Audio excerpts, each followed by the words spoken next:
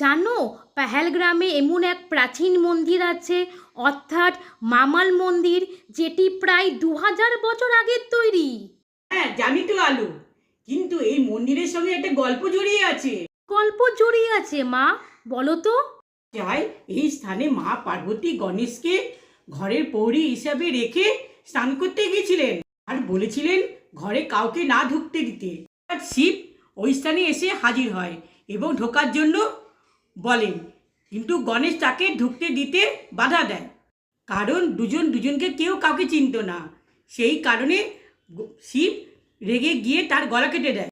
ইতিমধ্যে পার্বতী এসে হাজির হয় এবং শিবকে বোঝায় যে গণেশ আমাদের সন্তান।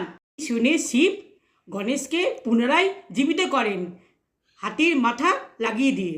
সুন্দর গল্প, একটা মন্দির ঘিরে, কিন্তু মাথাটা কোথায় গেল মা? এখন যে গল্পটা বললাম সেটা হজম কর, তারপরে মাথাটা কোথায় গেল সেটা নিয়ে আমি একদিন বলবো তোকে।